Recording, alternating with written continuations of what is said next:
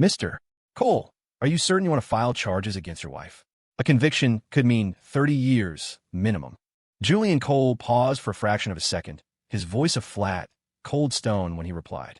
File them. The lawyer on the other end of the line was audibly surprised, but recovered quickly. Understood. I'll need you to send over the preliminary evidence. We can have the complaint served to your wife in about 2 weeks. The moment Julian hung up, his executive assistant, Sarah, entered his office. She held a sleek, elegantly wrapped gift box with both hands, a picture of professional reverence. Mr. Cole, this just arrived from your wife. Julian froze. He took the box. Inside, nestled on a bed of black velvet, was a custom Mont Blanc fountain pen. The barrel was inlaid with a fine mosaic of ruby fragments, glittering like chips of frozen blood. Engraved on the cap in a delicate, flowing script were the words, "To my darling Julian, my everything. Happy 5th anniversary."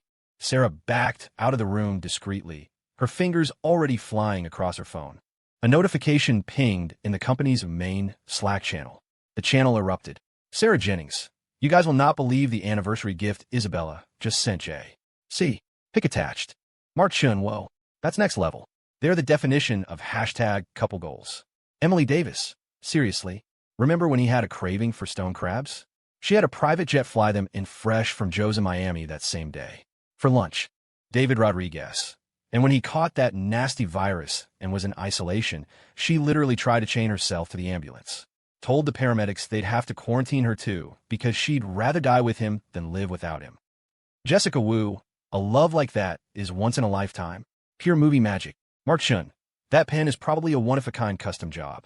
He's the only person in the world who has one. Emily Davis, ugh, will be my turn. I can't even get a text back. The messages overflowed with an envy so thick it was suffocating. His company, his friends, his entire world had told him, time and again, how lucky he was, how perfect his life with Isabella was. A bitter, mirthless smile twisted Julian's lips. He glanced down at the file on his desk. It was open to a photo of a magnificent Burmese ruby ring, a ring from his private collection, now listed as an asset transferred overseas, on another man's hand. From his youth, Julian had been blessed with a face that looked like it was carved by a master sculptor and a business acumen that had made him the CEO of a publicly traded company before he turned 30. He never lacked for admirers, but the relentless pace of his work and the lingering chill of his parents' messy divorce had left him with no interest in romance. To every confession, he offered the same cool, detached reply. I'm sorry, but I'm not looking for a relationship right now. Then came Isabella. Unlike the others, she pursued him with a ferocious, almost fanatical intensity. It was a relentless siege. He mentioned once that he often skipped breakfast, so she started showing up outside his office building every morning with a thermos of some bespoke green smoothie. She did this even on the day a blizzard paralyzed New York City. She had wrapped her own down jacket around the small thermos to keep it warm, her nose bright red from the cold. But the moment she saw him, she pulled off her own gloves and thrust them onto his hands, her smile radiant against the swirling snow. You must be freezing, she'd said. That was the day the ice around his heart finally began to crack. After they got together, her love was a tidal wave, a relentless, crashing surf of affection. She texted him good morning and good night. A fresh breakfast was always on his desk. She'd be waiting in the parking garage when he finished work, ready to wrap him in a fierce hug. In bed, she gave him everything he could ever want, her passion a blazing fire that finally melted the last of his glacial reserve. She was even the one who proposed. It was a spectacle of epic proportions. She'd skydived out of a helicopter over a sun-drenched Napa Valley vineyard, landing in front of a stunning wrought iron pavilion she had constructed just for the occasion. Under a sky erupting with fireworks, she proposed. He'd made her ask 60 times before he finally said yes. The moment she slipped the ring on his finger, her eyes shone like stars. Julian Cole, she had vowed, I promise to love you through poverty or wealth, through sickness and health, until the end of the world. And if I ever betray you, may I be locked away in a prison of lovelessness forever. Every one of those beautiful memories was now a razor-sharp dagger twisting in his gut. 2 months ago, he discovered she was cheating. By day, she was Mrs. Cole, the adoring, picture-perfect wife. By night, under the guise of a girl's night out with her best friend, Chloe, she was slipping into the arms of another man, whispering sweet nothings. And the man was an intern, right under his own roof. An intern who had suddenly started wearing designer clothes, custom jewelry, and priceless gems. To prop him up, Isabella had been embezzling company funds, funneling assets into the intern's pockets, even giving him that one-of-a-kind ruby ring. And what did he get? A pen with ruby fragments, and a card full of beautiful, poisonous lies. The mockery in Julian's expression curdled into a bitter ache. Without a second thought, he swept the gift box and the pen into the trash can beside his desk. He pulled out the divorce papers and the legal complaint. His signature was firm, decisive, a final, slashing stroke. He was done with his hollow, bubble-thin love, and he would grant her wish. He would lock her away forever. He compiled the documents, attached them to an email, and sent them to his lawyer. Later that evening, Julian stood outside the front door of their penthouse. Before he could enter the code, the door swung open. A shower of rose petals flew out. Isabella, dressed in a playful, silky bunny costume, leaped into his arms, wrapping her legs around his waist. "Happy anniversary, my love," she cooed, her voice a husky purr. Her luminous eyes, shimmering with unshed tears of joy, were fixed on his. "I'm so sorry I couldn't be with you for lunch. I was planning this surprise. It's our 5th year, so I got you 61 presents," she whispered, pressing her lips to his. Her gaze was deep, soulful. "I love you more than all of time, plus 1 second." Julian's gaze swept past her. The living room was filled with exquisitely wrapped gifts. The dining table was set with a feast she had clearly cooked herself. His stomach was sensitive, and she'd always insisted on preparing his meals personally, following a nutritionist's plan to the letter, never repeating a dish. But her skin, beneath a thick layer of foundation, was marred with faint scratches. Her lips, painted a vibrant red, couldn't quite hide a slight swelling. Julian's eyes turned to ice. He remembered, 2 days ago, borrowing her laptop for a moment and seeing an iMessage conversation with Chloe left open on the screen. There were photos, selfies of her and a man named Leo Vance, taken in the steamy mirror of a bathroom in a beach house. Her excited text popped in his memory. "Chloe, look at him. This boy's body is a work of art. I'm obsessed. I shouldn't have bought that new YSL perfume. To make it up to him for not staying the night, I just put the Hamptons house in his name." This woman, the one staring at him now, with eyes full of adoration, had just climbed out of another man's bed. Isabella wiggled the small cotton tail on her costume, clinging to him coquettishly. "Come on, let's eat first." Her voice dropped to a sultry whisper. "And then, we can unwrap the presents in bed. Slowly. But tonight, you have to give me a present, too." Her long, slender fingers traced lazy circles on his chest. She was still basking in the afterglow of her tryst, completely oblivious to the Arctic chill in Julian's demeanor. She led him to the table, diligently serving him. Every dish was his favorite. Even the chopsticks and bowl were custom-made porcelain she'd had commissioned with a design he liked. Julian watched her, a butterfly flitting around him, a whirlwind of manufactured devotion. "Your gift," he said, his voice dangerously quiet, "will be delivered in about 2 weeks. I hope you'll like it." Isabella's bright eyes flickered. She sat down beside him, picking up a piece of food with her chopsticks and holding it to his lips. "Anything from you, my love, I will absolutely adore. I can't wait." A frigid certainty settled in Julian's heart. "Oh, you can't, can you? 30 years of solitude. Your vow, finally fulfilled. You're gonna love it, Isabella. Hashtag, hashtag, hashtag. Julian woke early. Isabella was sleeping soundly beside him, a serene smile on her face. Last night, she had worn a transparent gold-laced nightgown, her body a sinuous offering as she begged him to make love to her. He hadn't touched her. He made up a vague excuse about a headache. He couldn't stand the thought of touching something another man had soiled. He glanced at his phone. There was a new message from his lawyer, followed immediately by an alert for a cruise ticket confirmation. He frowned, but before he could open it, Isabella stirred and snuggled into his arms, her eyes bright and pleading. "Think of it as making up for last night," she purred. "Come on a trip with me? Please." Julian was about to refuse, but she had already blasted a company-wide email announcing a corporate retreat and booked tickets for everyone. A few moments later, she was up, preparing his specific breakfast. His suit for the day was pressed and waiting, and the coffee was at the precise temperature he preferred. That evening, Isabella, in a stunning, floor-sweeping gown, clung to his arm on the deck of the yacht. "I remember you said your favorite way to see the stars was from the ocean," she murmured. "You can see them perfectly from here." The entire yacht, even their stateroom, was filled with thousands of tulips, his favorite flower. From a distance, they were the perfect couple, a vision of beauty and power. On the large screens in the main lounge, A slickly produced vlog of their most romantic trips played on a loop. Isabella led him onto the dance floor, her eyes sparkling under the lights as she waltzed with him, every glance a testament to her undying love. At the peak of the evening, she did something extraordinary. She dropped to one knee, pulling a ring box from a hidden pocket in her gown. Inside was a magnificent emerald ring. "Julian," she declared, her voice ringing with emotion, "I had this custom made. It's the only one in the world. It's called Eternal Love." She didn't seem to notice his frozen silence, happily slipping the ring onto his finger. The employees around them watched in awe, their phones held up to capture the moment. "Oh my God, Julian and Isabella are so in love. I can't handle it. Look at this. The flowers, the scenery, even the champagne is his favorite vintage. I'm witnessing a legendary romance. And I'm just an extra in their movie. Please, Mr. and Mrs. Cole, never stop. Dazzle me with your love." Isabella, knowing Julian disliked being the center of attention, shielded him slightly, smiling at the crowd. "My husband," she said proudly, "deserves the best in the world." Later, during dinner in the yacht's grand dining room, every delicacy served was one of Julian's favorites. But he wasn't eating. He was watching Isabella, who was bent over her phone, a soft, indulgent smile on her face as she typed. "Fireworks," someone shouted from the deck. Everyone rushed outside. A spectacular display lit up the night sky, turning the sea and sky into a glittering canvas of light. Leo Vance, the intern, was standing in the middle of the crowd, a smug look on his face. "That's the Coastal Star fireworks package," he announced loudly. "Costs $30 million for a show, $50 million for an hour.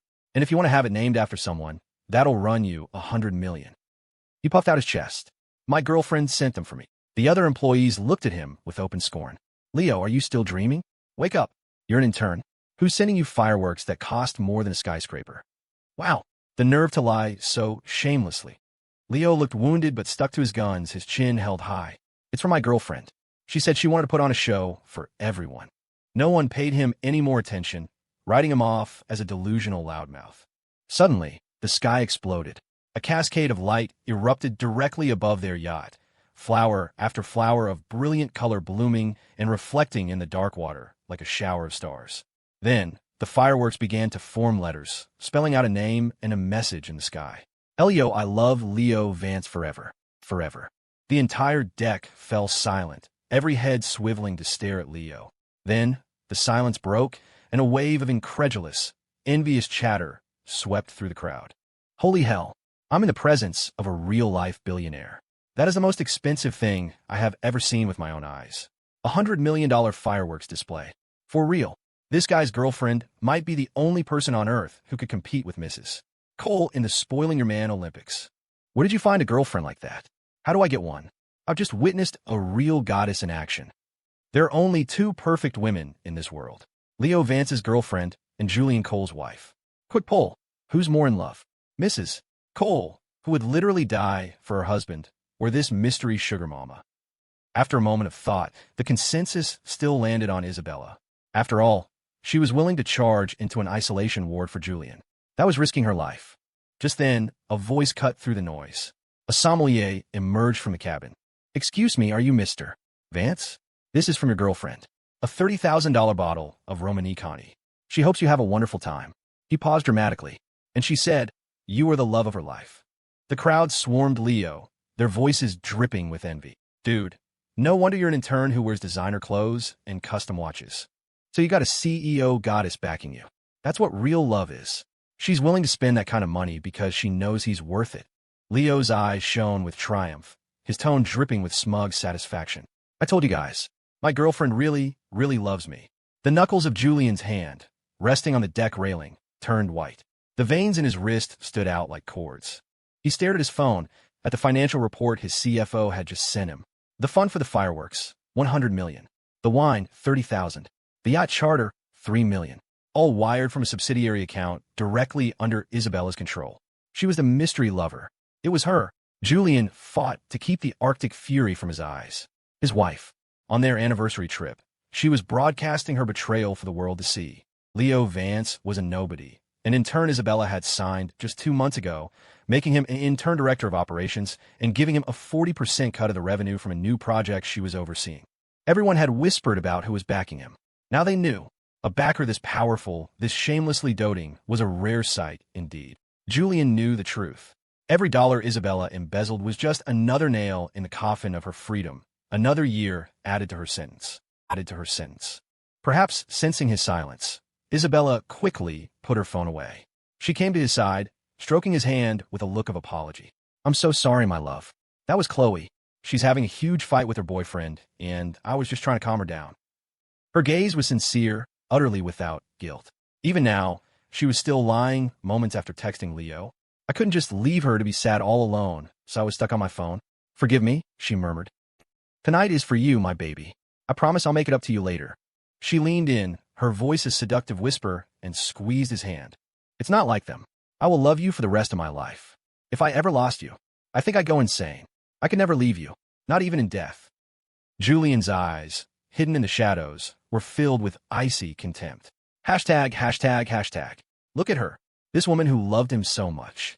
This woman who betrayed him so completely. After the yacht docked, another round of parties began on shore.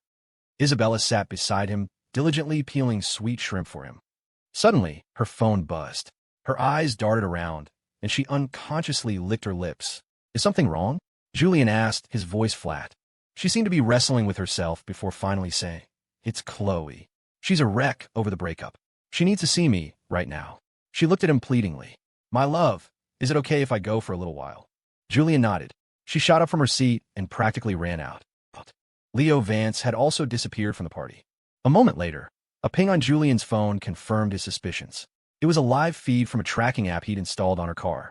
He watched as she pulled into the underground parking garage of a nearby luxury hotel. In the video, Leo was waiting for her, dressed in a butler's uniform. He looked at Isabella with hazy, adoring eyes. "Ma'am," he purred, "will you be having dinner first, or will you be having me?" Isabella burst into delighted laughter, wrapping her arms around his neck and pulling him into a searing kiss. "My butler has been such a good boy. Of course, ma'am has to reward you." She pulled him into the back seat of the car. The camera captured their tangled silhouettes, their ravenous, inseparable kisses. A wave of nausea washed over Julian. He bolted to the restroom and threw up everything he'd just eaten.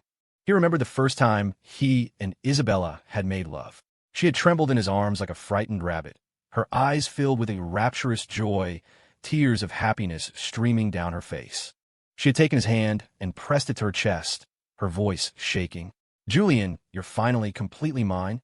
The sight of the crimson stain on the white sheets, the shy, blushing woman in his arms. He had thought, for a moment, that he had found true love. Now all of it was a bitter joke. Julian went back to their penthouse and systematically gathered every gift Isabella had ever given him, including the new emerald ring from his finger. He threw them all into a large pile. He called his assistant. "Sell all of this. List it online for $1 each." The assistant was stunned. "All of it, sir?" Julian's phone buzzed again. It was a text from an unknown number. From Leo. A series of photos. Isabella in the transparent gold nightgown. Isabella, flushed and damp, stepping out of shower. A picture of their bedside table, littered with used condom wrappers. The text followed. "You know, the small of her back is her most sensitive spot. I touch her there, and she just melts. We've done it on your bed, in your villa, in your office, on your sofa. I left my mark everywhere. I know all her favorite positions. Even on your anniversary, she was so weak in the knees she could barely stand. We went 7 rounds last night. Does she love you like that?" Then, the final blow. A picture of an emerald ring, identical to the one Julian had just thrown out. "Oh, and that ring on your hand? I told her I wanted one. So, she had an exact copy made for me." The brilliant green of the emerald was blinding. Julian saved every photo, every message. His eyes were hard as he looked at his assistant. "Sell it all." He lay on the bed, an immense exhaustion washing over him. Another text came in. It was Isabella, saying she was staying with Chloe to comfort her and wouldn't be home. He was already too tired to care. He closed his eyes and fell into a deep, troubled sleep. When he woke up the next morning, Isabella was kneeling by his bed. Her eyes were red-rimmed. "Did I do something to make you angry, my love?" she asked, her voice trembling. "Why did you sell all my gifts?" Julian looked at her. Her neck was covered in a thick layer of concealer, but couldn't hide the faint, purplish marks beneath. There were clear ligature marks on her wrists. She hadn't even changed her clothes from the night before. A faint, foreign scent clung to her. Her performance was flawless. She could win an Oscar.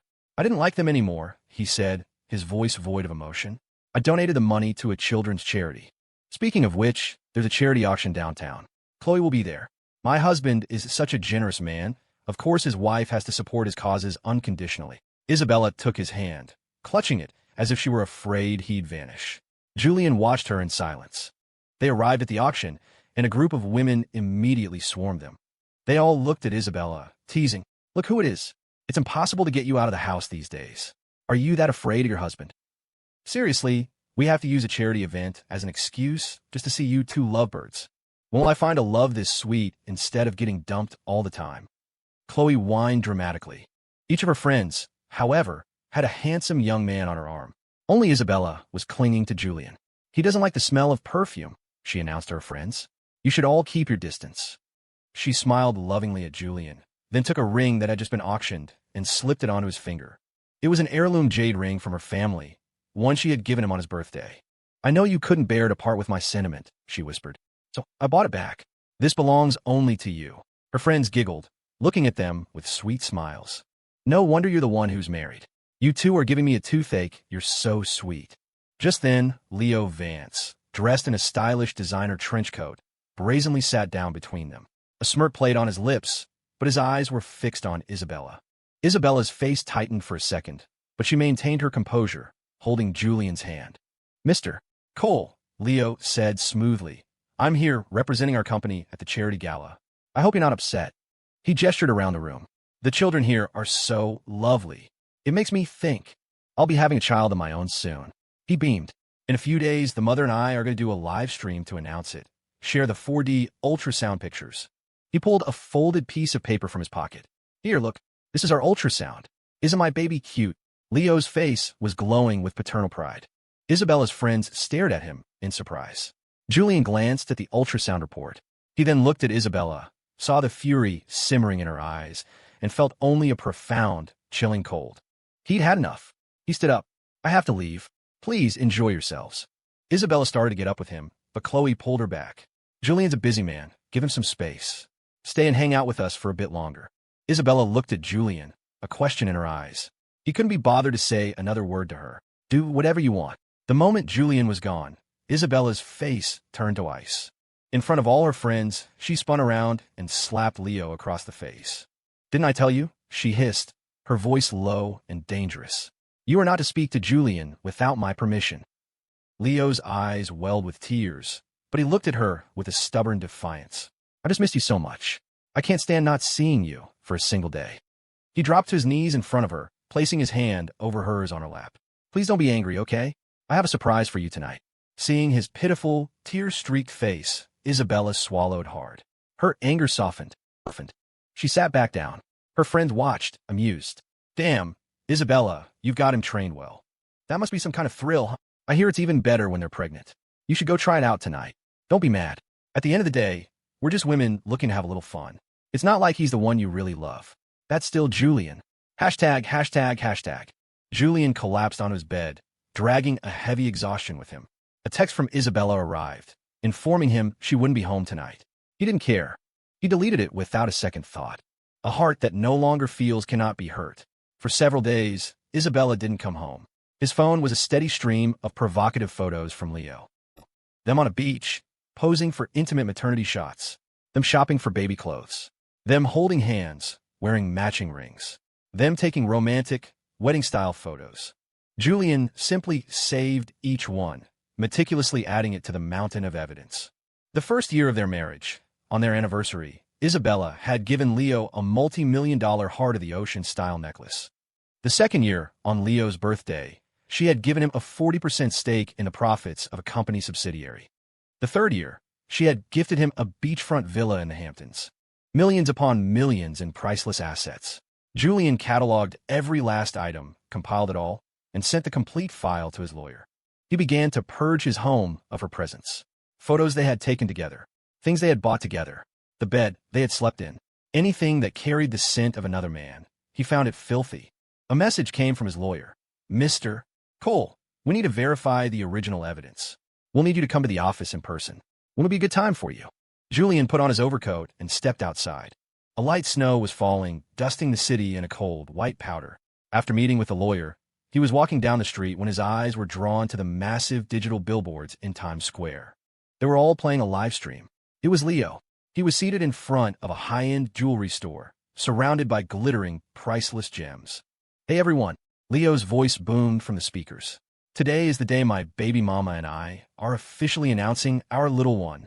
Mama said we should celebrate by broadcasting our happiness on every screen in the city. My girl is dealing with some morning sickness, so she couldn't be here live, but she recorded a video, and to celebrate our baby, she's doing a giveaway of 1,000 of these necklaces to you lucky viewers." Julian stared at the screen. A woman, bundled up in a maternity coat, her face obscured, appeared. Even with every feature hidden, he knew. He knew those long, slender hands. He knew that voice, the one that had whispered countless promises of love in his ear. It was Isabella. Her face was aglow with happiness, her voice sickeningly sweet. "Hello, everyone. I'm Leo's wife. Today, we're announcing our 3-month-old baby to the world. I hope you'll all wish us 100 years of happiness." The livestream chat exploded with congratulations. Suddenly, a sleek black Maserati pulled up to the curb in front of him. Isabella jumped out, her face frantic until she saw him. Her eyes lit up. She rushed to him, taking his cold hands and warming them in hers. "Julian, are you trying to kill me with worry? Walking around all by yourself in this weather?" Her gaze followed his to the giant screen. She immediately snuggled into his arms, her expressive eyes looking up at him. "If you like necklaces, I'll buy you all the necklaces in the city." She pressed closer. "You and I, we're like this snow. We'll grow old and gray together. I will never, ever leave you." Julian didn't answer. Only he knew. For him and Isabella, there was no together anymore. Perhaps the snow was too heavy that day. Julian came down with a fever. He was in the hospital for 3 days, drifting in and out of consciousness.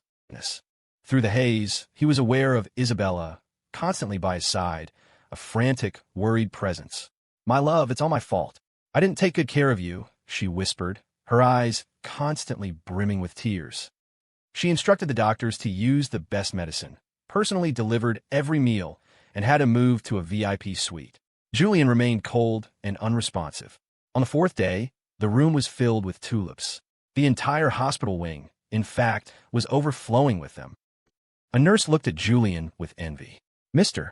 Cole, your wife spoils you so much. These flowers were all flown in from Holland. A fresh delivery every day." She sighed. "I'm so jealous of your relationship. She hasn't slept in days, just watching over you." Isabella gazed at Julian, her face etched with devotion. "As long as my husband is happy, I'd do anything." She stood up. "Let me wheel you outside for some fresh air." Just then, Leo Vance appeared in the doorway of his room. He saw Julian and smirked. "What a coincidence. You're here too." He gestured vaguely. "I'm here with my baby's mama for her checkup. Didn't expect to see you here, Mr. Cole." Isabella's face went rigid. She dragged Leo out into the hall, her voice a furious whisper. "I told you not to show your face anywhere near Julian." Tears welled in Leo's eyes. He clutched at her sleeve. "Baby, please don't be mad. I just missed you so much." He pressed a hand to his stomach. "And the baby can't be without his daddy." He took her hand, his eyes deep and soulful. "I brought a surprise for you.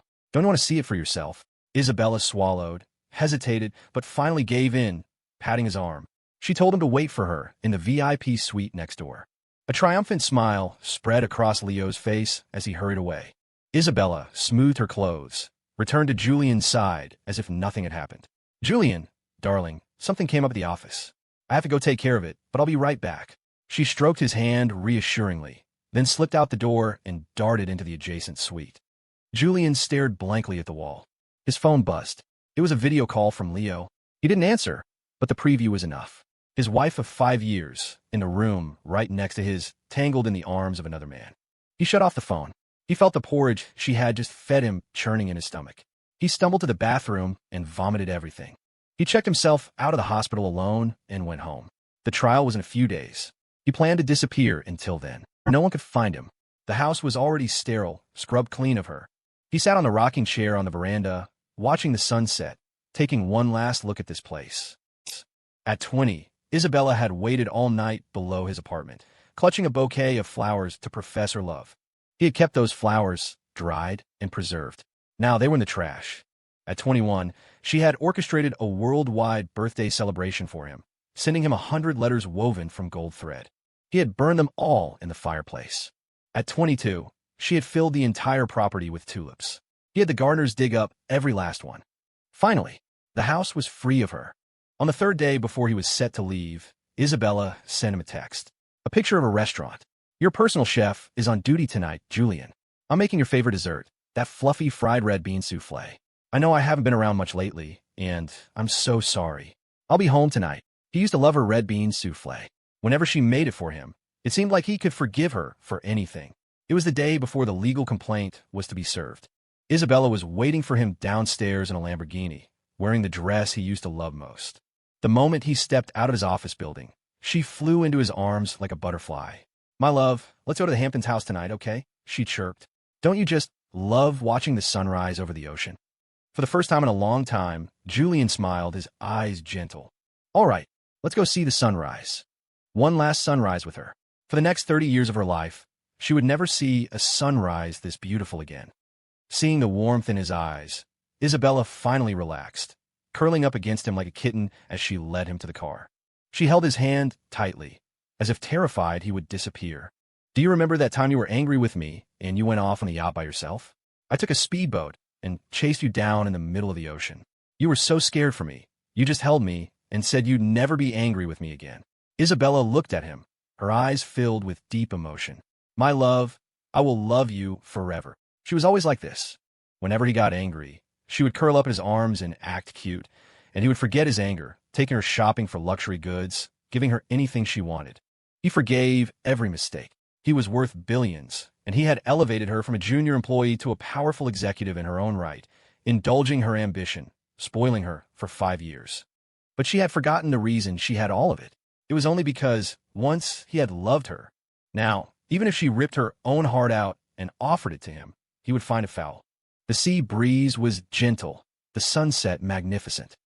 But they had hardly been there an hour when Julian's phone buzzed with a notification. It was a link to a live stream. Even if she's with you now, so what? I bet if I snap my fingers, she'll come running. She's pregnant with my child. I'll always be the father. She's almost 3 months along, and she's so clingy, she can't stand to be away from me for a second. Julian watched the stream with dead eyes. Leo was on a swing set, perched precariously on the edge of a cliff. Below him was a sheer drop into a chasm of fog and clouds. One wrong move, and he would plummet. Hey, stream, it's cliff swinging day. My baby mama said she'll be here in a bit. Let's make a bet. I'll stay on this swing for as long as it takes her to get here. In the kitchen, Isabella, who had been humming happily, suddenly went stiff. She came out, set down a plate of her red bean souffle, and forced a calm expression. Julian, something's come up at work. I have to go. She watched him with tentative eyes. Julian's gaze was placid. Go, he said softly. Isabella let out a breath of relief, but a new, immense sense of dread washed over her. She gripped his hand. I'll be back tomorrow. We can watch the sunrise together, okay? Julian didn't speak. Only he knew. They had no tomorrow. Isabella rushed to her car. Julian watched her retreating back, then looked at the text from his assistant. Sir, the helicopter to Aspen departs in 1 hour. I'm on my way to pick you up now. He glanced back at his phone at the provocative video Leo was now sending him directly. In the video, Isabella was running toward the cliff's edge. She didn't appear on camera, but her voice, frantic and terrified, was crystal clear.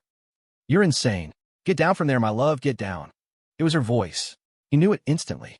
Leo let out a triumphant laugh. Well, that's all for today, folks. My baby mama made it here in 20 minutes. The baby in her belly must have missed me. I'm signing off now. Leo ended the video stream, but forgot to turn off the audio. Julian could still hear everything. Baby, did you miss me? Leo's voice was a low murmur. If I didn't miss you, would I have driven like a maniac for 20 minutes to get here? Don't you ever scare me like that again. It's not good for the baby. Let daddy have a listen. The sounds that followed were blush-inducing, a private, intimate moment broadcast directly to Julian's phone. Julian calmly closed the stream and got into his assistant's waiting car. Less than half an hour later, they were at a private airfield. Sir, here's the itinerary for your meetings in Aspen, and the $20 million contract that needs your signature. Before boarding the helicopter, Julian sent Isabella one last text. The gift I got for you arrives tomorrow. I hope you like it. She replied instantly. Of course. I'll love anything you give me, my love. I'll see you when I get back. I love you forever. Julian didn't reply. The snow outside had stopped. He removed the SIM card from his phone and tossed it out the window. He boarded the helicopter and closed his eyes. Isabella, there is no forever for us. Isabella suddenly felt a deep unease, her eyes snapping open. Beside her, Leo stirred sleepily. It's still early. Sleep a little longer. She pushed him away, frantically grabbing her phone. Not a single message from Julian. A cold, empty feeling bloomed in her chest. She was about to call him when an unknown number flashed on her screen. She answered instinctively. Hello, is this Ms. Isabella Rossi? We are calling on behalf of our client, Mr. Julian Cole, to inform you that a formal lawsuit has been filed against you. A copy of the legal complaint has been sent to your email. Isabella's fingers trembled as she stared at the official legal complaint that had just appeared in her inbox. Her heart hammered against her ribs. A lawsuit? Had Julian found out? Impossible. He loved her too much. He would never sue her. When she first became his girlfriend, he bought her a $5 million diamond bracelet. On her 21st birthday, he bought out the entire Hermes store for her. On their wedding anniversary, he told the jeweler to give her anything she pointed at. When she proposed to him, he'd gifted her a dozen different properties. Julian had held her and promised her the world. She had only used a little bit of money. How could he possibly sue her for that? Tears welled in Isabella's eyes. Leo, still clueless, wrapped his arms around her from behind. What's wrong, baby? Let's go back to sleep. It must be because I haven't been spending enough time with him lately. That's why he's angry. She shoved Leo away, her eyes turning cold. I have to go back to the city. Something's come up at the company. Leo looked at her, his face a mask of wounded innocence, tears glistening in his eyes like a kicked puppy. Usually, a look like that would have Isabella cooing and kissing him better. Today, she didn't even glance at him as she rushed out the door. Isabella drove back to the Hamptons villa. All she had to do was act cute, apologize, and Julian would forgive her, just like always. She burst through the door and headed straight for the bedroom. Julian, I know. The room was empty. The bed was perfectly made, untouched. Her heart plunged into an icy abyss. She raced back to their penthouse in the city, searching room by room. There was no sign of Julian. She called his assistant. Where is Julian? Do you know? The assistant had his orders. Before the trial, no one was to know Julian's whereabouts. Mrs. Cole, he said formally. I am not privy to Mr. Cole's personal schedule. Panic, cold and absolute, seized Isabella. A terrifying thought clawed its way up from the depths of her soul. What if Julian didn't love her anymore? The idea was a physical pain, a spike driven through her heart. She gasped for air, unable to accept it. Not for a single minute. She started ahead to the company headquarters to track him down and noticed it. The display cases were empty.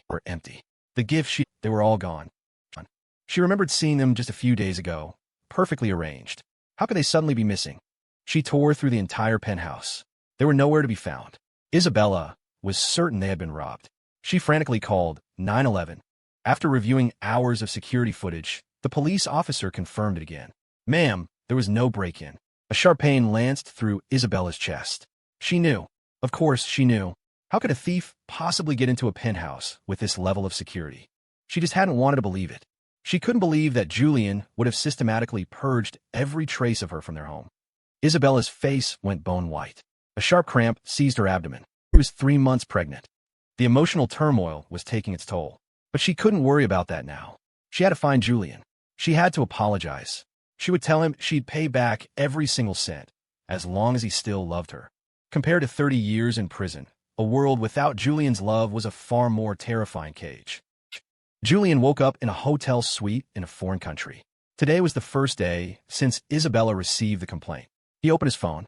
100 missed calls. Countless desperate texts. Julian, I was wrong. I shouldn't have used so much of your money. I spent too much. Please come back. I'll get all back to you. I'll give you anything you want. Julian, please come home. Please come home. Don't leave me. I'll die. A scornful smile played on Julian's lips. He read her increasingly desperate apologies with a profound sense of detachment. The vow she had made was now coming true. Why was she crying so hard?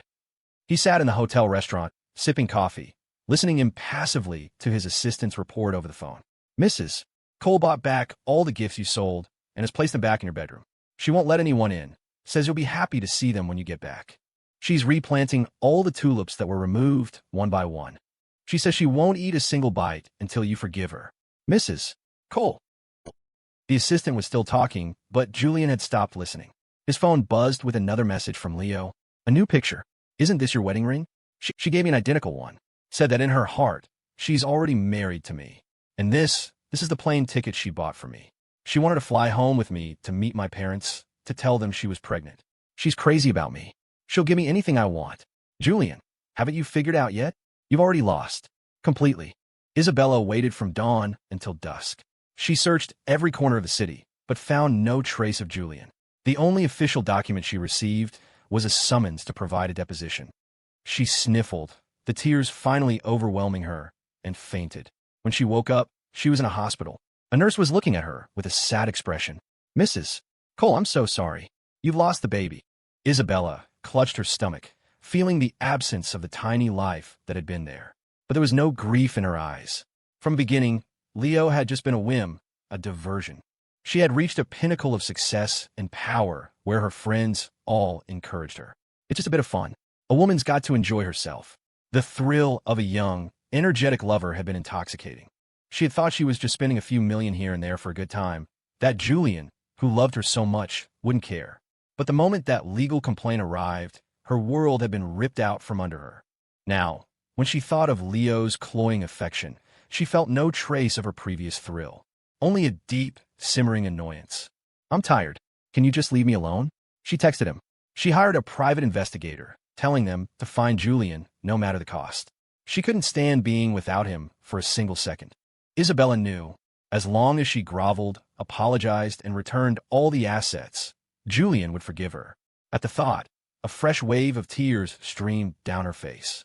Leo saw Isabella's dismissive text, and a hot spike of jealousy shot through him. Isabella was pregnant with a child. He should be the one living the life of a pampered husband.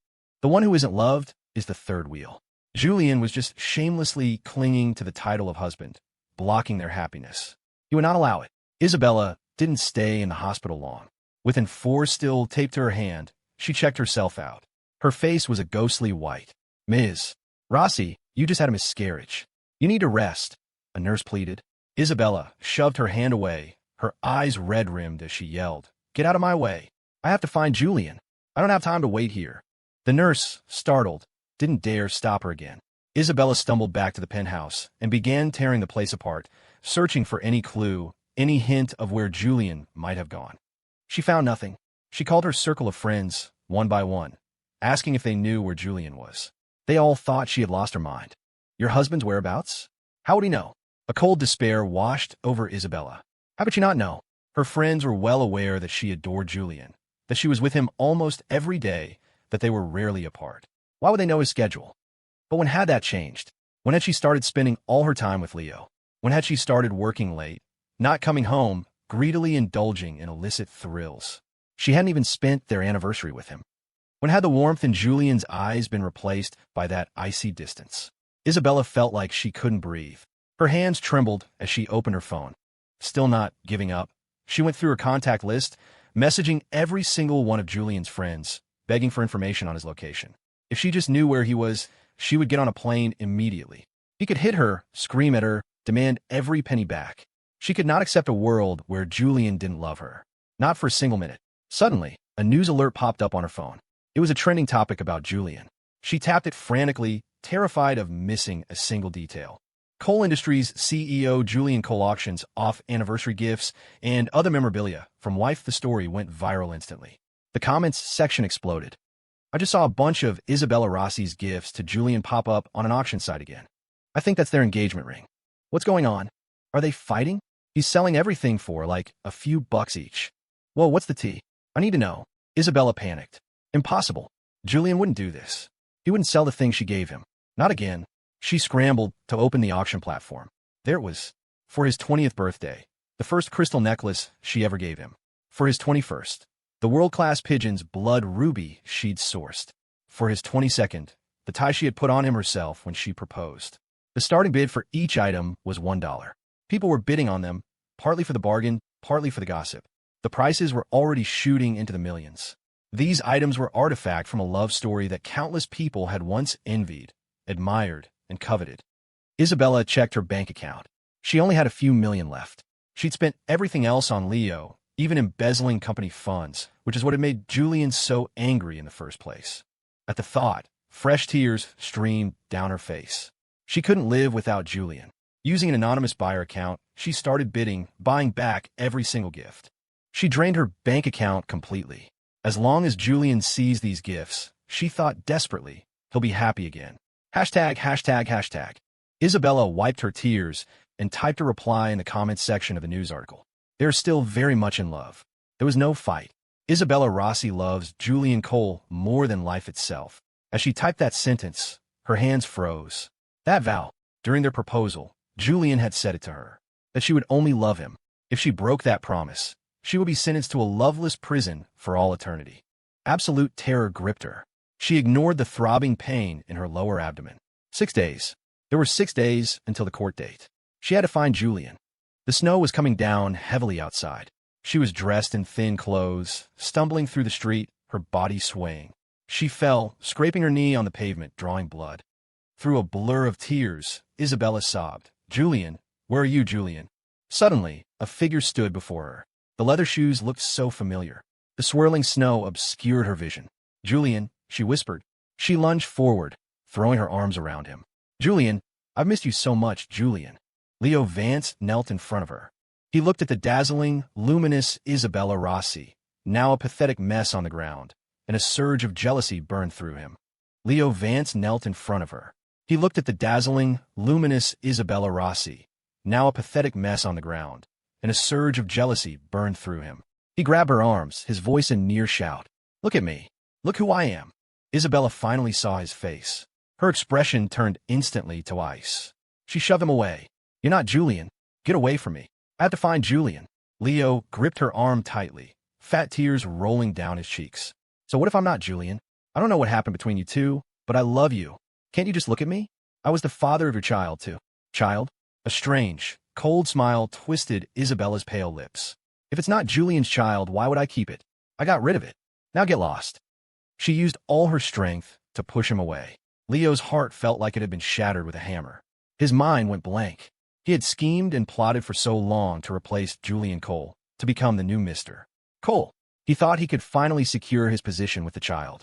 His life as a wealthy executive was within his grasp. He never imagined she would get rid of the baby. He stammered, You really got rid of it." His eyes were bloodshot as he grabbed her arm again. "I don't believe you. I don't believe you." Isabella didn't want to deal with him. She shoved him hard. "What are you? How can you even compare to Julian?" Suddenly, a message appeared on her phone. It was from one of Julian's clients. She opened it immediately. "Ms.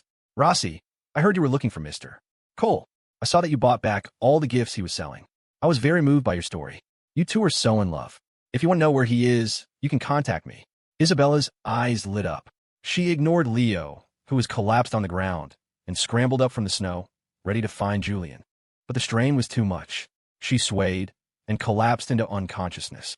Julian was sitting in a French restaurant, sipping coffee and listening to his assistant's report. "Ms. Rossi went to the hospital and had an abortion, and she bought back every gift Mr. Cole sold. She won't let us into her room. Says she's waiting for you to come back.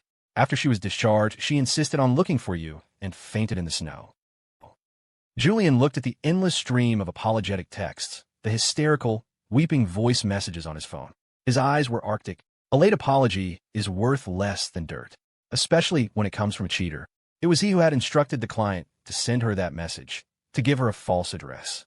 And he who had printed out all of Leo's taunting texts and photos and had them placed in that hotel room. "Isabella, you're the one who destroyed this love. Now you get to watch it rot." Hashtag, hashtag, hashtag. As soon as Isabella woke up, she contacted Julian's client, desperate to know where Julian was. "Hello, Ms. Rossi. This is Mr. Cole's location. He's in room 2020. With the address in hand, Isabella immediately booked a flight and started putting on makeup. She chose the white dress she had worn on her first date with Julian. That day, Julian had held her hand and taken her to the largest Hermes boutique in the city, buying her a limited edition dress from the spring-summer collection. The sales associate had told them only 10 were made worldwide, each costing $300,000, and it came with a specially designed $50,000 belt. Her eyes had widened, and she tugged on Julian's sleeve. "This is too expensive."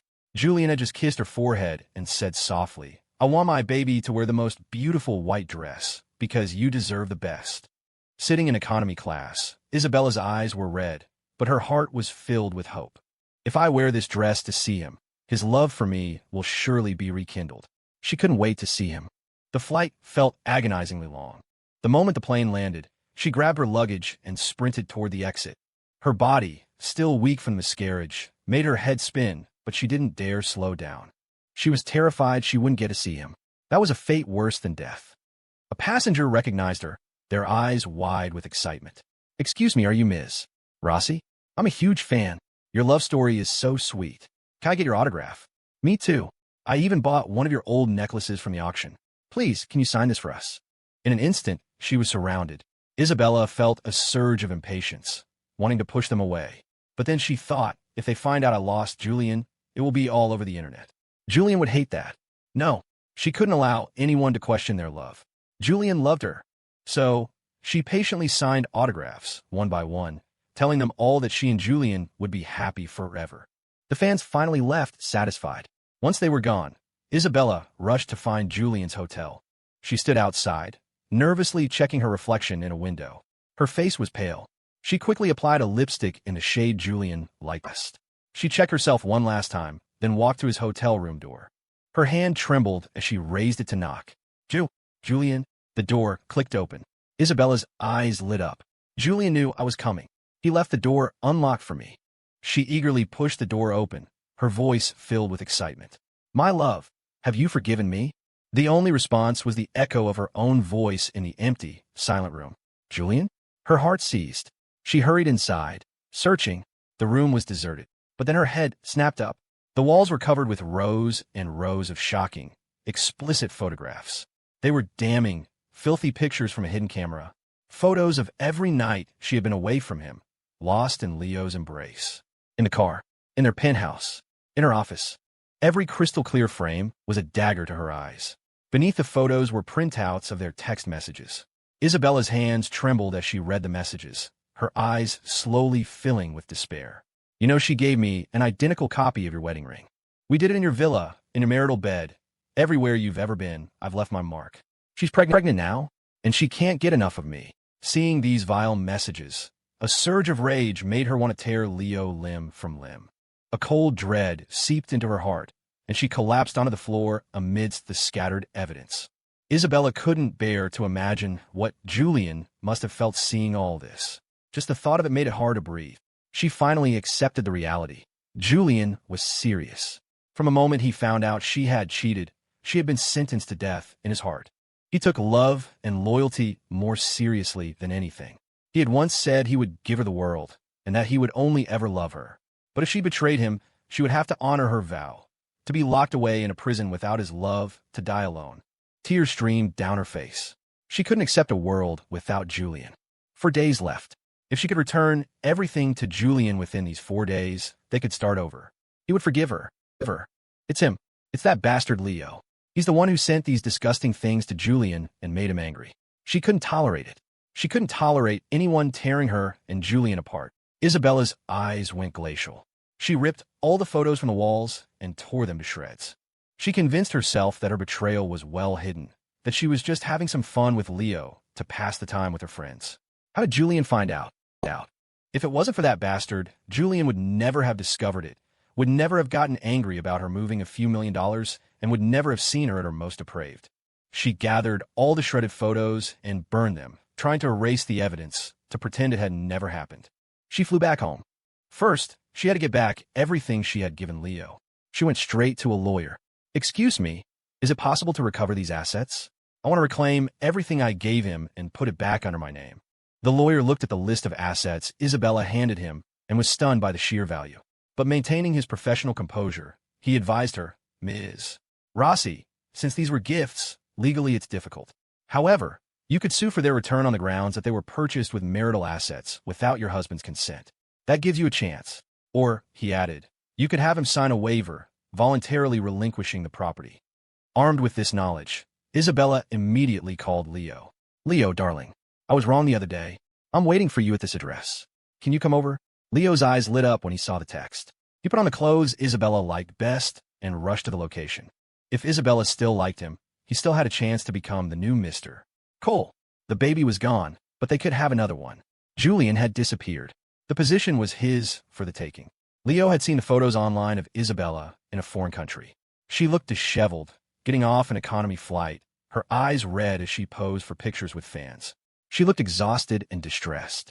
He was briefly confused as to why she would be flying economy, but the sight of the massive diamond ring still on her finger quickly erased his doubts. The first-class cabin was probably just full, he thought. Once I become Mr. Cole, all of this wealth will be mine. Isabella sat in the villa she had given to Leo, a syringe of tranquilizer hidden in her purse. She waited. When Leo arrived, he saw Isabella sitting there in her little white dress, and his face lit up with joy. He rushed to embrace her, his voice thick with emotion. "Baby, I knew you still loved me. I know Julian is gone, but I still love you." Just the sin of him made Isabella feel physically ill, but she forced herself to endure his touch and listen to him drone on. Leo was completely oblivious, still lost in his fantasy of becoming a CEO's husband. He reached for her hand, but she subtly pulled away. Lost in his own happiness, he didn't notice. "Isabella, we can have another baby. From now on, I'll be with you forever." Forever? A strange, chilling smile flickered across Isabella's lips as she hid the murderous intent in her eyes. "A bastard like you dares to speak of forever." She handed him a glass of water. Unsuspecting, Leo drank it down. As he slowly slumped into a deep sleep, Isabella pulled out the pre-drafted contract for the voluntary return of assets. She took his finger, pressed it onto the ink pad, and stamped his fingerprint onto the signature line. Then she forged his signature. With the signed contract in her hands, Isabella's eyes gleamed with triumph. "As long as I return all the assets to Julian, he will definitely forgive me." She immediately tried to call Julian, but the call went straight to a cold, robotic voicemail. Her heart sank. The thought of Julian seeing those filthy pictures was like having a piece of her own heart gouged out. She looked at the unconscious Leo with pure venom. If it weren't for him, this bastard. Her eyes filled with disgust. She called security, had them drag Leo out of the villa, and stripped him of the necklace and jewelry she had given him. She then called her company and ordered them to terminate all of his contracts and positions, and to blacklist the name Leo Vance from ever being associated with the company again. Isabella then rushed to every notary office and registry where she had gifted Leo assets, working frantically to have everything legally returned to her name. "This will fix everything. Julian will forgive me." The thought of his forgiveness filled her with a dizzying sense of happiness. When Leo woke up, he was no longer in the villa. The necklace and ring were gone. He panicked, trying to remember what had happened. The last thing he recalled was being in the villa Isabella had given him. He was about to call the police when he saw a series of notifications on his phone. A termination notice from his talent agency, and a copy of a property transfer agreement. Leo Vance voluntarily relinquishes ownership of the $30 million villa. Leo Vance voluntarily relinquishes ownership of the $100 million jewelry line. The list went on for 10 more items, all assets Isabella had given him, now reclaimed. Leo was floored. Why had he signed these documents? He immediately called the lawyer. "Who authorized you to transfer my property? Who gave you the right?" The lawyer, accustomed to these kinds of outbursts, replied coldly. "It's all in black and white, sir. You personally stamped your fingerprint on the document. Please take a closer look at the signature line." Leo looked down at the faint red ink still staining his thumb, and his eyes widened in shock. Hashtag, hashtag, hashtag. It was Isabella. Isabella did this. Why would she do that? Leo's mind raced. After she came back from her trip, she started acting strangely. Had she seen Julian? Was she trying to get back together with him? Did she know what he had done? Leo looked at the texts and photos he'd sent, then remembered the murderous look in Isabella's eyes. He knew how much she loved Julian. If she found out, she would never let him get away with it. His first instinct was to apologize to Isabella. He just had to grovel, act cute like before, and tell her he only did it because he loved her so much. Isabella would surely forgive him. He picked up his phone and called her. The moment she answered, he started babbling. "Isabella, are you mad at me? I didn't mean to do it. I just love you so much. I wanted you all to myself. Julian has everything, but all I have is you. And I was the father of our child." That last sentence struck a raw nerve. The thought of having carried a bastard child that had hurt Julian made Isabella want to die. "Shut up," she shrieked, her voice like ice from a glacier. "You bastard. How dare you even say Julian's name? I told you, Julian is my bottom line. No one touches him." Hearing the absolute coldness in her voice, Leo's heart went numb. He knew there was no hope of getting the assets back. But what came next was even more shocking. Isabella was planning to completely destroy him. She leaked information to the press about his embezzlement of company funds, along with videos of him with multiple other women. Citing his depraved behavior, She had him blacklisted, ensuring he could never work as an influencer or public figure again. The internet exploded. I never thought Leo Vance, who looked so handsome, could be such a degenerate. Yeah, I thought his girlfriend was pregnant, and he was still messing around like this. Oh my God, that's so disgusting. In an instant, he became a public pariah, scorned and condemned by everyone. The legendary love story of Isabella and Julian was held up as an even greater testament to true love, now that the snake had been exposed. At home, Leo was bombarded with online hate. He was a social outcast, treated like a rat in the street. People threw rotten eggs at his house. His grand plan to climb the social ladder had ended in utter ruin. He had nothing. His eyes burned with rage. If Isabella wanted to destroy him, he would drag her down with him. Leo immediately opened his phone and recorded a video of himself, his face pale, tears streaming from his eyes. A new hashtag quickly went viral. Hashtag Powerhouse seeks Isabella said a fraud say influencer while meritishungle. Netizens flocked to the story. The post laid out a clear timeline. Isabella Rossi approached me first. She said she liked me and wanted to be with me and showered me with gifts. She said she only married Julian Cole for his money and that she would divorce him and marry me. I only stayed with her as her secret lover because I loved her so much. If you want to know the whole story, come to my live stream tomorrow. The internet blew up. At first, people were skeptical. They couldn't believe Isabella would cheat. They remembered all the ways she had shown her love for Julian. Every grand gesture was seared into their collective memory. She loved him to the bone. She would literally die for him. How could she possibly cheat? But then, eagle-eyed netizens started connecting the dots. Hashtag. Leo Vance was a newly signed spokesperson for a brand under the coal industry's umbrella. His direct superior was Isabella Rossi. Someone then uploaded a video of them at an OB/GYN clinic together. The online discussion intensified into a frenzy, with millions of people weighing in. Oh my God, it can't be true. This is so disgusting. I feel so bad for Julian Cole. Isabella was just a junior employee when she married him. Now she's a corporate president, and she's using his money to keep a secret lover. I'm actually heartbroken. The romance of the century was all a lie. Isabella was just using Julian to fund her affair. When Isabella saw the trending topic, she panicked. Now that Leo had lost everything, he was determined to drag her down into hell with him. She immediately contacted her PR team, trying desperately to suppress the story in the 2 days before her court date. Millions of dollars were burned every minute to push the story down, with waves of damage control posts. But the hashtag remained at the top of the trending list. Leo was relentless. If his life was ruined, why should Isabella get to live happily?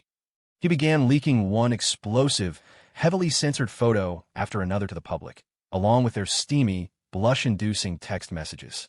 My dear Leo, I'm gonna make your legs weak tonight. Wait for me to come and spoil you. Next time, let's try a new place. How about my marital bed? With that, Isabella's affair was confirmed. The public was furious. The fairy tale romance they had so fervently supported was nothing but a sordid lie. A wave of sympathy for Julian Cole swept the nation. People began boycotting Isabella and any company associated with her. Protesters even showed up at her office building. Julian had known Isabella was ambitious, that she didn't want to be just a trophy wife. He had used his resources to help her build her own career and company. Now, because of the scandal, everyone was scrambling to distance themselves from her. Even her closest friends pulled their investments and backed away, treating her like she was radioactive. Her clients, who had invested primarily because of her connection to Julian, quickly withdrew their support.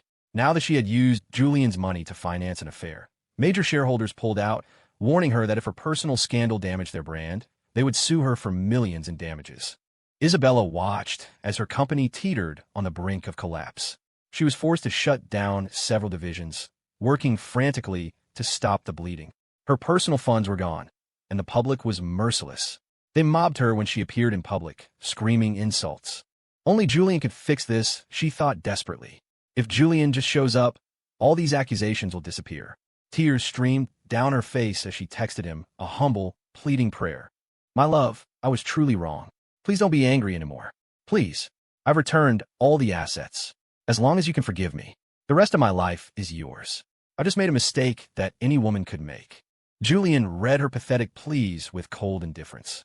He closed the chat window. Even now, Isabella still thought his lawsuit was just a fit of anger, that he would eventually come back to her, and they could go back to how things were. But Julian had stopped loving her long ago. From a moment she cheated, his love for her had turned to dust. He would never go back. He looked at the message from his lawyer. Hashtag, hashtag, hashtag. Mr. Cole, the trial is the day after tomorrow. Will you be attending in person, or would you prefer your legal counsel to represent you?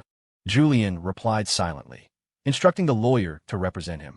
He would not appear in front of Isabella again. To see her one more time would be a betrayal of the man he once was, the man who had given her his whole heart. After receiving the message, the lawyer finalized the documents and waited for the court date. Isabella, unable to accept the reality, refused to appear in court. She couldn't believe it. Julian truly didn't love her anymore. No matter how many messages she sent, how many times she cried and begged, there was no reply. The court date arrived as scheduled. It wasn't until the police came to her home to arrest her that the reality finally crashed down on her. She hid in her house, utterly terrified. The world watched as she was escorted by police to the courthouse. The public finally understood. So that's how she had so much money to buy gifts for her boy toy.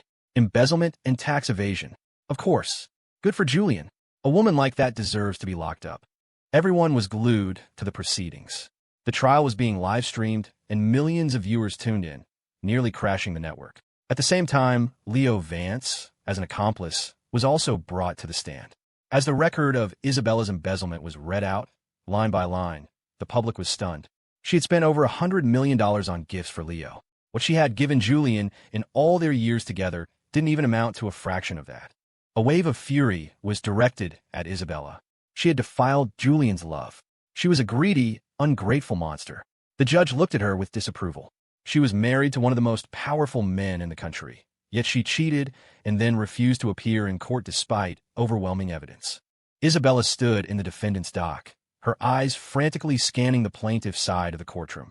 If Julie would just come, just one look, let me see him one more time. He can hit me, scream at me. I just want to see his face. But she scanned the entire room and saw no sign of him. He loathed her so much that he wouldn't even grant her one last look before she was sent to prison.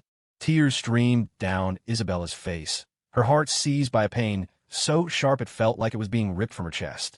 She had lost Julian's love. He must have seen the news online. That's why he was even more unwilling to see her. And the person responsible for that was Leo Vance. Leo, also a defendant, was already a panicked, blubbering mess, telling the judge he knew nothing, that he was under extreme mental distress and had been manipulated.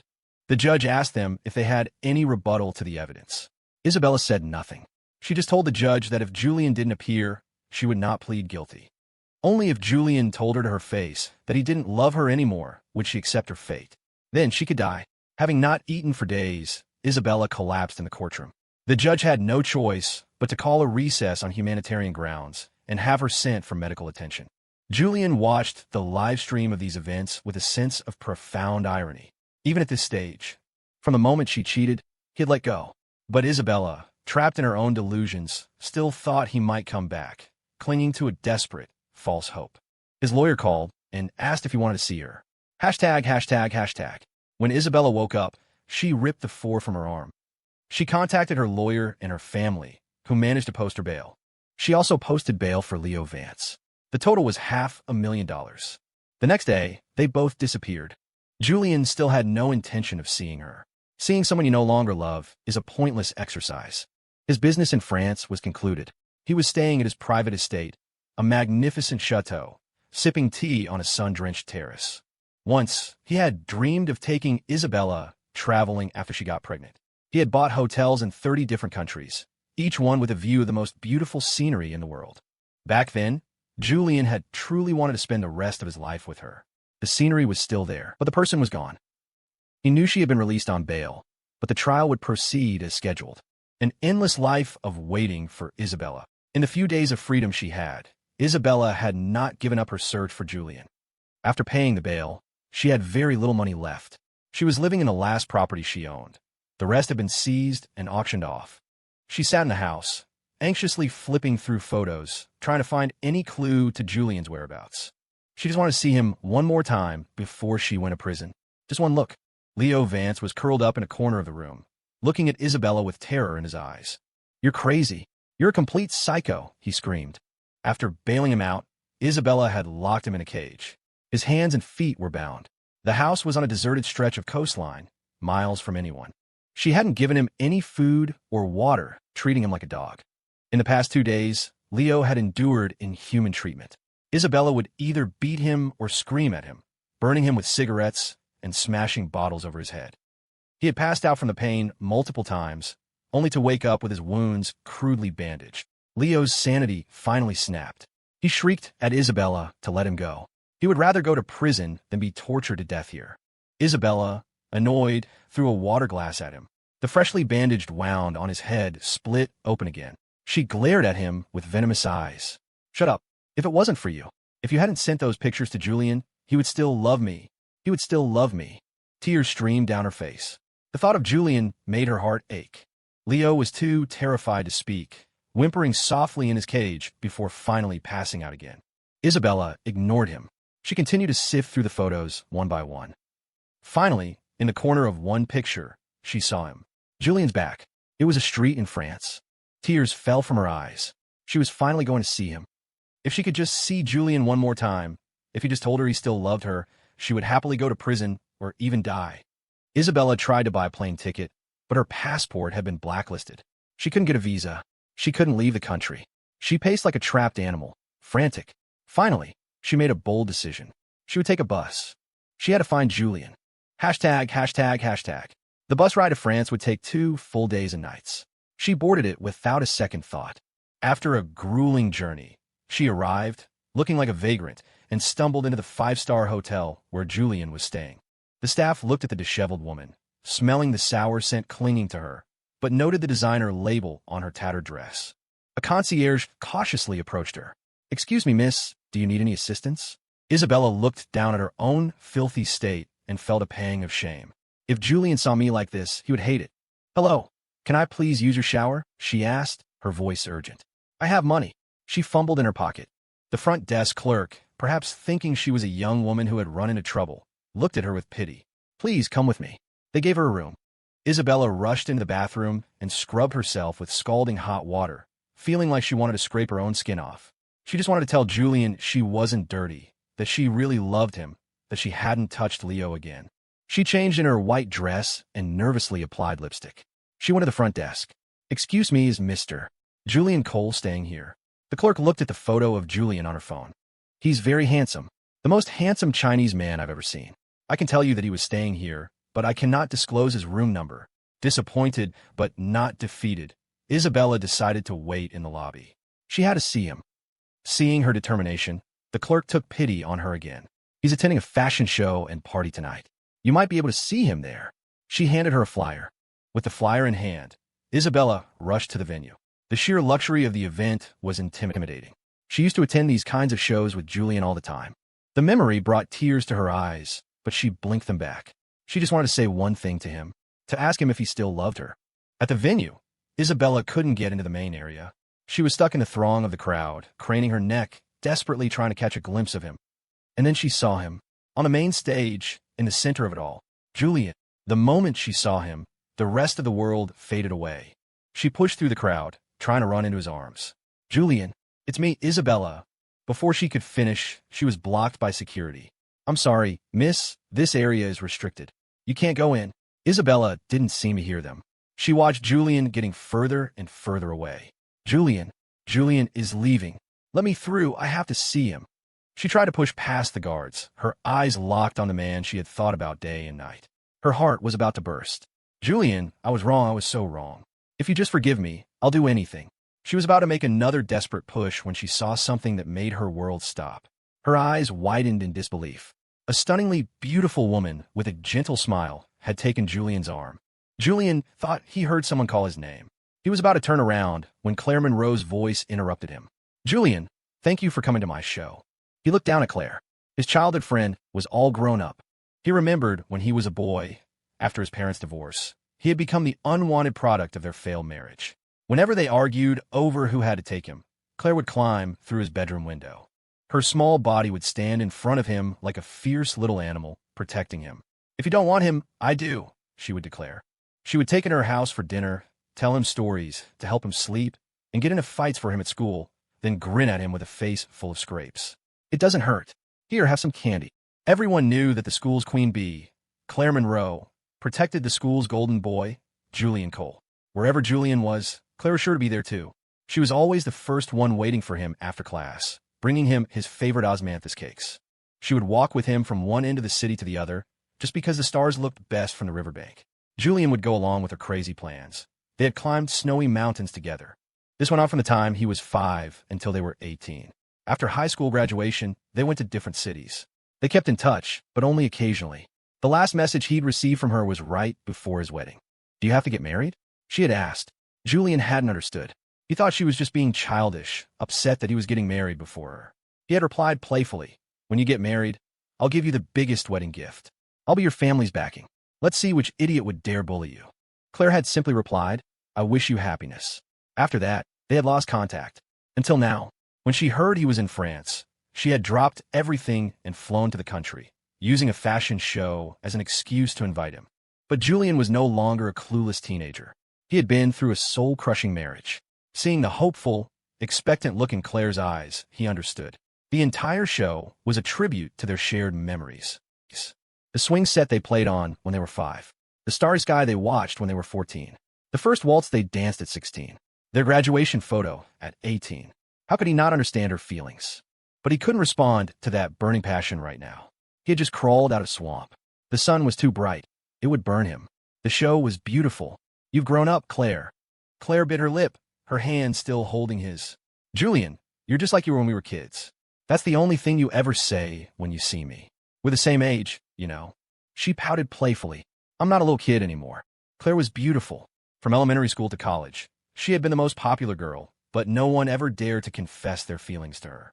Because Julian Cole was always by her side. The unattainable prize. Everyone assumed they would end up together. Claire had thought so too.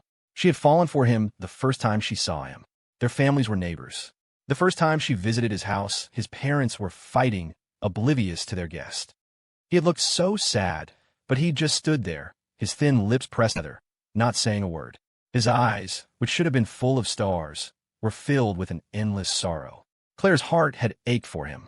From that day on, she decided she would protect Julian. Hashtag, hashtag, hashtag.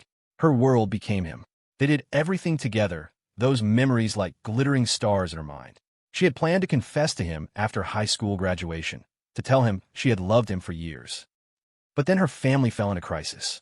Her parents passed away one after the other, and their company fell into turmoil. She was forced to take over the family business. At that time, Claire couldn't tell Julian. She wanted to be with him forever, but the bouquet of flowers filled with her unspoken love was never delivered. She thought, "Once I've sorted everything out, I'll go find him and tell him. Claire Monroe will only ever love Julian Cole." But by the time she was ready, she received the news of his wedding. She had asked him, "Can you not get married?" But Julian, as always, just treated her like a friend, laughing and saying he would give her a huge gift. Claire's heart had been shattered.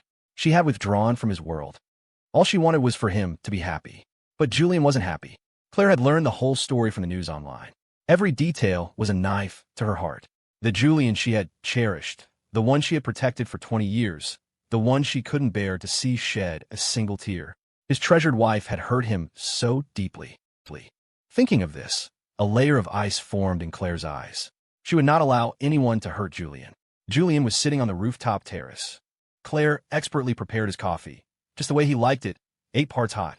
In the old days, Claire had always taken care of him, following him around like a little shadow. Now, she stood before him as an equal, a powerful woman in her own right. A strange emotion stirred within Julian. "Julian," Claire said softly, "I want to explore France tomorrow. It's my first time here. Can you show me around?" Claire was patient. Julian's heart hadn't healed yet. She had time. She could wait. Julian saw the news online that Isabella had supposedly left the country. He saw a photo of her on the bus, looking exhausted and anxious, her face pressed against the window. It was the only way to get here without a passport. He knew Isabella was here. But even so, he had no desire to see her again. Not even the slightest chance. Julian put down his phone.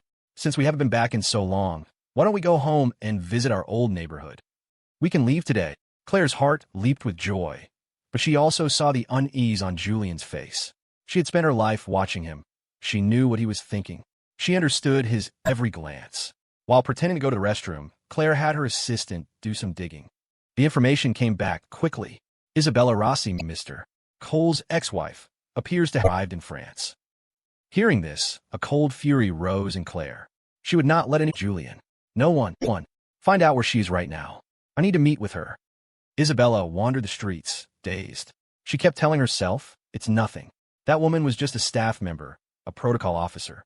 Julian wouldn't fall for someone else. ####. Isabella decided to wait for Julian at the hotel. She would wait for him, apologize, and tell him everything. She just needed him to tell her that he still loved her. With his love, she could survive the lonely years ahead, holding on to that one memory. Without his love, she would go insane. She stood outside the hotel entrance, not daring to go upstairs. She only had a few $1,000s left in her account. The cheapest room here was $5,000 a night. Once, Julian had taken her to see the stars from a presidential suite that cost $100,000 a night. He had rented it for a whole year just because she liked the view. She loved tuna belly from the Arctic and lychees that cost $500 each. A Julian who loved her that much. How could he let her not even have a place to stay? But she waited from dawn until dusk. She stared at every person who passed by, but none of them were her Julian. The cold French wind blew, making her feel even more alone and desolate. The front desk clerk looked at her with pity. Miss, you should go. The person you're waiting for has already checked out. Isabella's eyes trembled. She couldn't believe it. She wouldn't believe it. Julian had checked out? She had been so looking forward to seeing him, just for a moment. Not even for a moment. Do you know where he went? Tears streamed down her face. I really need to find him. If I don't find him, I'll die. The clerk was at a loss, seeing her cry so pitifully. Miss, I know where the person you're looking for is. A woman appeared behind her. Isabella looked at her, stunned. She wiped her tears. Can you take me to see Julian? The woman nodded. A flicker of hope ignited in Isabella's heart. She didn't have much time. Her second hearing was in 2 days. But Julian had agreed to see her. She still had a chance. She nervously fixed her makeup in a mirror, trying to make herself look presentable. She followed the woman into a car. A Rolls-Royce. A small smile touched Isabella's lips, her eyes shining. It was Julian's car. He couldn't bear to see her suffer in the cold. He wasn't angry anymore. Thinking this, Isabella couldn't wait to see him, like a bird about to be saved. The woman led her to a private room. As she stepped inside, she looked around eagerly, her voice joyful. Julian, I finally. But her voice trailed off. She saw a woman sitting there alone. Her heart sank. It was the woman from the day before, the one who had been holding Julian's arm.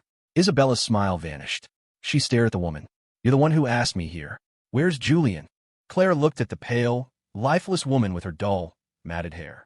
She looked nothing like the vibrant, beautiful woman she had been when she married Julian. Julian had placed her on a pedestal, and she had so easily betrayed him. The thought made Claire's heart ache. Julian is not coming to see you, Claire said coldly. Haven't you faced reality yet? Julian came to France to avoid you. He only came today for my show. He knows you're here, so he left immediately. After all this, you still don't get it. He doesn't love you anymore. Stop bothering him. ####. Claire's words were like 1,000 tiny needles, piercing her heart, making it impossible to breathe. Isabella's eyes turned red. Who the hell are you to comment on my relationship with Julian?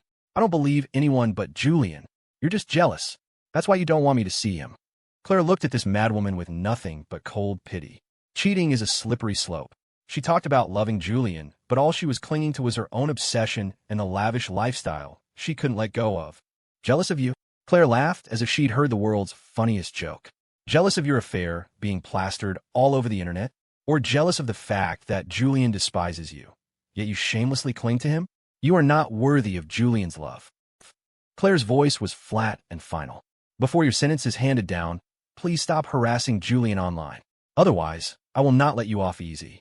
And by the way, leaving the country while on bail will add another 10 years to your sentence. Isabella's body trembled with rage. She would not allow anyone to question their love. I won't let anyone question Julian's love for me. I don't care who you are. I will find Julian. He's just angry with me. He does not love me. A cheap woman like you isn't even worthy of saying his name. Claire saw that she was a lost cause. She picked up her phone and gave her assistant a look. The assistant grabbed Isabella, pinning her down. Shut up and listen. Isabella saw the fierce look in the assistant's eyes and stopped struggling. She just watched, her body rigid. Claire's expression softened as she looked at her phone screen. She dialed Julian's number.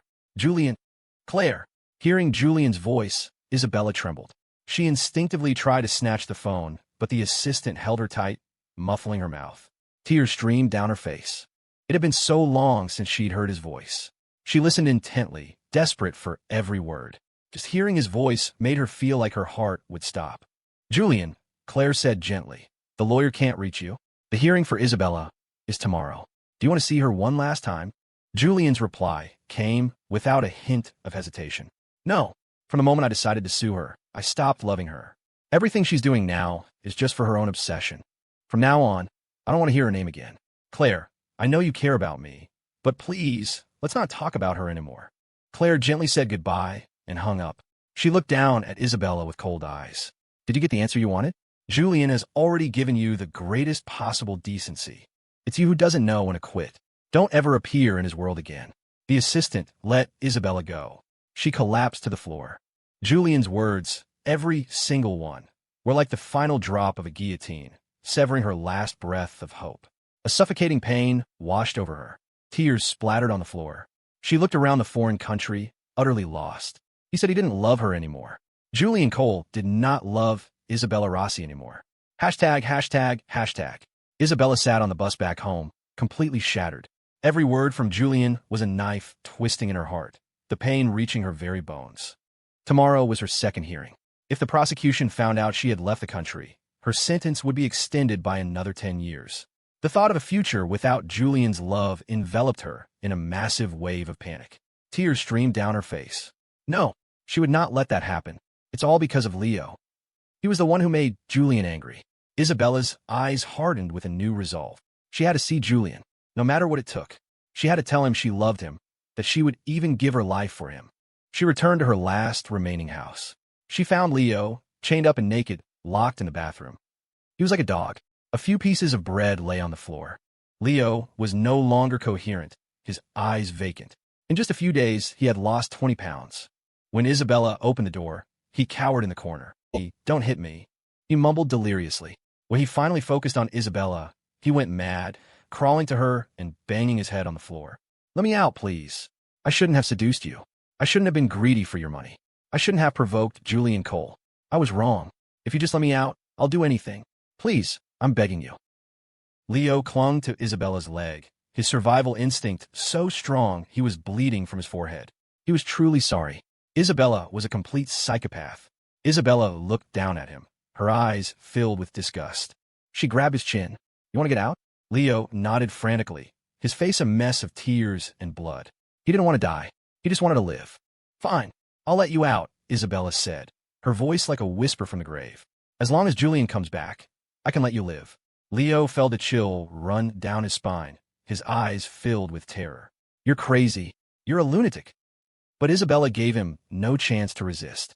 She grabbed a heavy object from nearby and smashed it against his head. After a sharp, intense pain, Leo collapsed. Isabella looked at the blood spreading on the floor without a flicker of emotion. Leo's life no longer mattered. All she wanted was to see Julian. The thought filled her with a sick excitement. She quickly fixed her makeup, reapplying her lipstick. She dragged Leo's unconscious body to the terrace and started a live stream. Her viewership skyrocketed instantly. Everyone was watching her case, curious to see what she would do next. Isabella smiled a strange, unnerving smile. She pulled the blanket off Leo, revealing his bound, unconscious body. Blood was still trickling from his head. Julian, do you see this? She said into the camera. The person who ruined our love has been punished. Julian, I was wrong. Please come back. The livestream audience watched in horror. They all thought she had gone completely insane. As much as they hated Leo, they couldn't watch someone die. ####. People started calling the police. The police quickly alerted to the situation, dispatched a team. But Isabella seemed to have been expecting them. She calmly watched them arrive, then pulled out a sharp knife and held it to her own throat. If you want to save these 2 lives, you'll bring Julian Cole to me, she said, her voice eerily calm. Otherwise, you'll get 2 dead bodies. The police could see she was unstable. Their only option was to contact Julian, hoping he could de-escalate the situation. When the call came, Julian was already back in the States with Claire. They were on their way to the city where they had grown up together. After hearing the police explain the situation, Julian's eyes showed a flicker of surprise, but his expression quickly returned to a calm mask. He told Claire what was happening, his eyes filled with a deep sadness. Her feelings for him weren't love. They were an obsession. From the moment she cheated, he had let go of his love for her. She was the one who had trapped herself, refusing to face reality. Now, She was using her own life to threaten him, to prove that she loved him enough to die for him. How ironic. Julian agreed to the police's request, but only to speak to her over the phone. He told the officer that she would agree. The police, understanding the plan, handed the phone to Isabella while a tactical team moved into position, ready to rush her the moment she was distracted. Isabella's hand trembled as she took the phone. "Julian," she choked out. Hearing her voice, Julian felt nothing. Isabella stopped this. Even though it was just a simple plea to stop, she couldn't help but open her mouth and sob. It had been too long. It had been so long since she'd heard his voice. "Julian, I was wrong. I was really wrong. Can you forgive me? We can start over. I'll do anything you want. Just forgive me. I've already punished Leo." Before she could finish, Julian cut her off. "Do you really think we can go back to the way things were?" His words sent her heart plummeting from the clouds to the depths of hell. She tried to say more, but the police had already swarmed her, pinning her to the ground. She felt nothing, her hand just reaching desperately for the phone. "Julian, no, it can't be." The next thing she felt was the prick of a needle as a tranquilizer was administered. She slipped into unconsciousness. In her final second of awareness, a single, despairing tear fell from her eye. She knew Julian would never love her again. After being told Isabella was subdued, Julian felt as if all his strength had been drained. He leaned back in his seat. The toxic, clinging relationship he had finally let go of was truly over. He was finally free. Claire looked at him with a heart full of pain. His true love had been trampled upon, denied even a shred of dignity in the end. How could she not ache for him? Soon, they arrived at their old neighborhood. The climbing roses were in full, vibrant bloom, so fiery they seemed capable of melting snow. "I thought no one had lived here for years," Julian said, surprised that the roses hadn't withered, that the garden was so lush and vibrant.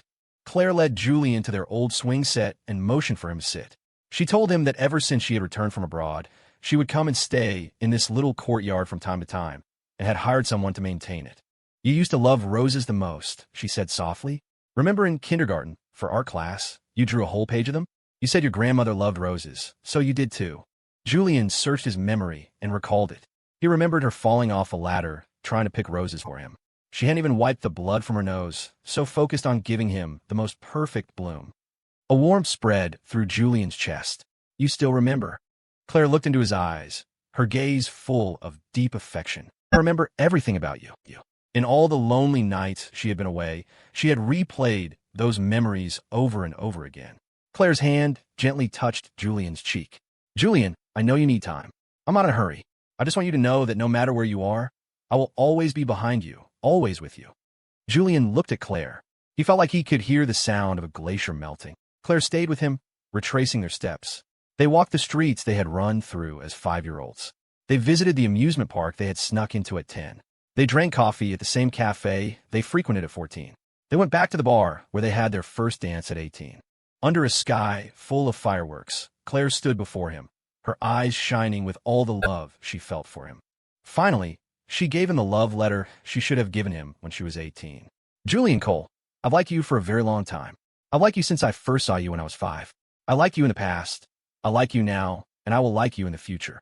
That night, it felt like he had heard the most beautiful words in the world. After Isabella regained consciousness, she was taken to the High Court. On charges of unlawful imprisonment, intentional injury, and embezzlement, she was found guilty on all counts and sentenced to life in prison. The moment the verdict was announced, Isabella's mind went blank.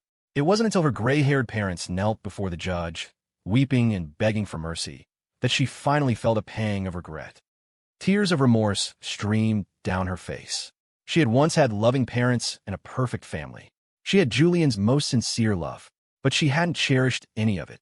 She had lost herself in a world of fantasy, believing her deceptions were flawless. When it all came crashing down, she still refused to repent, trapped in her own obsession. In the end, she lost the man she loved most and the parents who loved her most.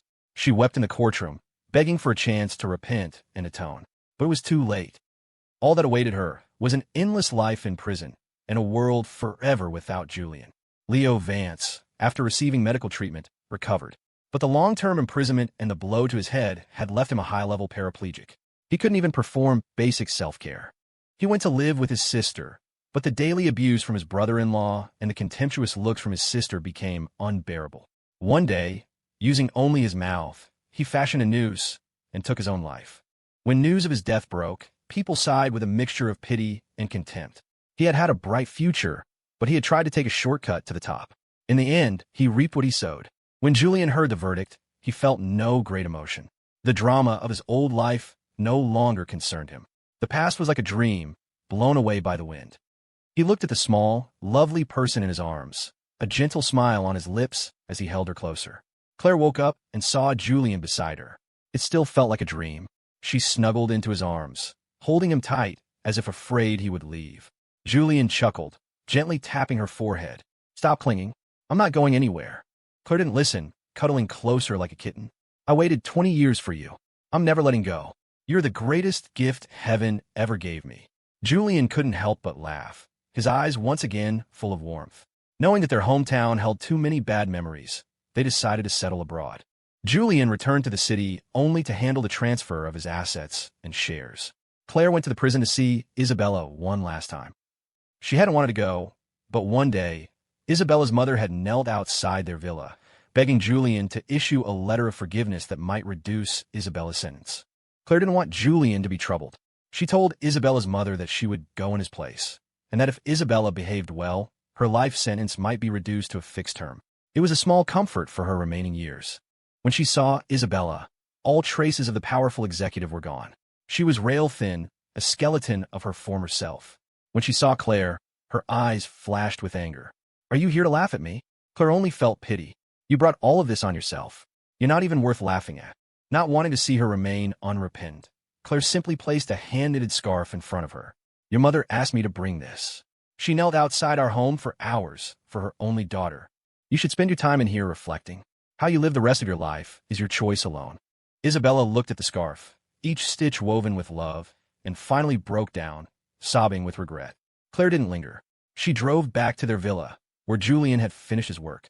He looked at her with a gentle gaze, the same gaze he'd had when she met him at 5 years old. She ran into his arms. Claire bought the most beautiful villa for Julian, one with a view of the sunrise over the ocean and the city lights at night.